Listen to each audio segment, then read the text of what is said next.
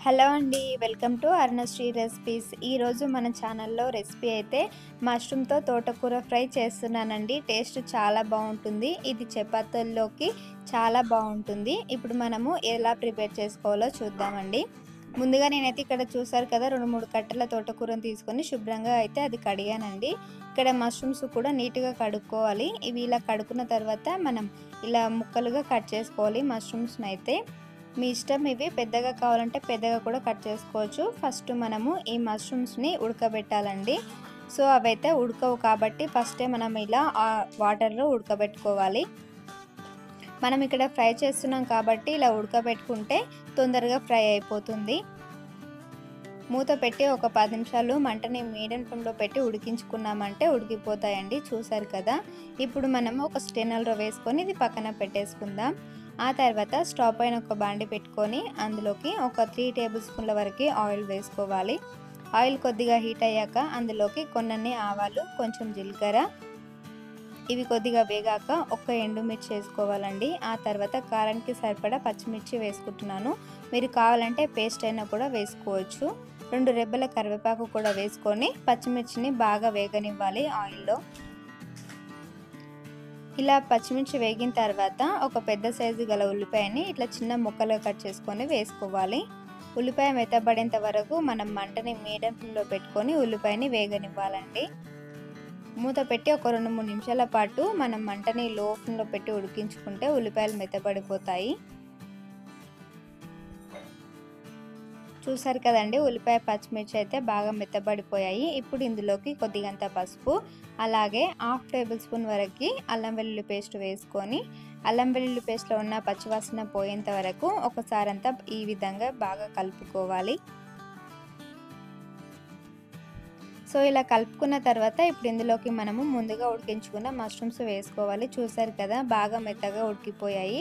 మనకు ఇలా ఉడకబెట్టి వేసుకోవడం వలన ఫ్రై తొందరగా అయిపోతుందండి.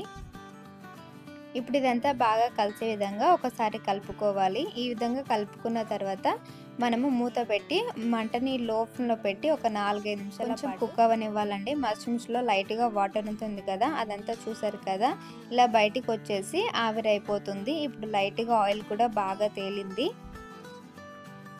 ఇప్పుడు ఒకసారంతా బాగా కలుపుకుందామండి. ఈ విధంగా కలుపుకున్న తర్వాత మనము ముందుగా కట్ చేసుకున్న తోటకూరనైతే వేసుకోవాలి. ఇలా తోటకూర వేసుకున్న తర్వాత ఒకసారి అంతా బాగా కలుపుకోవాలండి. మనము ఇందులో వాటర్ ఏమి వేయాల్సిన అవసరం లేదు. ఎందుకంటే మనం తోటకూరను కడిగిన వాటర్‌తోనే ఈ తోటకూర అంతా ఆకు ఉడికిపోతుంది. ఇప్పుడు ఇందులోకి రుచికి సరిపడా సాల్ట్ కూడా వేసుకొని మరొకసారి అంతా బాగా కలుపుకోవాలి.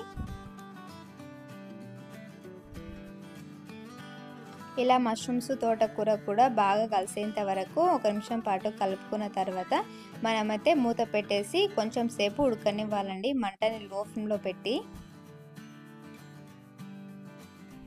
ఒక 5, 6 నిమిషాల పాటు మంటని లో ఫ్లేమ్‌లో పెట్టుకొని ఉడికించుకున్న తర్వాత ఒకసారి ఈ విధంగా కలిపితే చూసారు కదండి, మనకు మష్రూమ్స్ అలాగే ఆకుకూర కూడా బాగా మెత్తబడి ఫ్రై అయిపోయింది. టేస్ట్ మాత్రం చాలా చాలా బాగుంటుంది. హెల్త్‌కి కూడా చాలా మంచిదండి. ఇలా మనం చివరిలో ఒకసారి ఈ విధంగా బాగా కలుపుకున్న తర్వాత మూత ఇంకొక 2 నిమిషాల పాటు ఇలాగే మగ్గనిస్తే మనకి వేడి వేడిగా తోటకూర మష్రూమ్ కర్రీ అయితే రెడీ అయిపోతుందండి. ఇక మనము ఇందులోకి చివరిలోకి మీకు కావాలంటే ధనియాల పొడి, జీలకర్ర పొడి కూడా వేసుకోవచ్చు లాస్ట్‌లో. నేనైతే కొద్దిగంత జీలకర్ర పొడి వేసుకుంటున్నాను. సో, ఒకసారి ఇలా జీలకర్ర పొడి వేసుకున్న తర్వాత బాగా కలిపేసుకోవాలండి. ఈ విధంగా కలుపుకున్న తర్వాత ఇక మనము స్టవ్ ఆఫ్ చేసుకొని దించి పక్కన పెట్టుకోవడం అండి. చాలా చాలా బాగుంటుంది.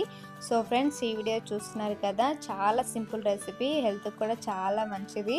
సో మనము ఫస్ట్ నుంచే పిల్లలకు కూడా ఈ విధంగా ఇలాంటి వంటలు అలవాటు చేస్తే వాళ్ళు కూడా చాలా ఇష్టంగా తింటారు. వాళ్ళ హెల్త్ కూడా చాలా బాగుంటుంది కదా.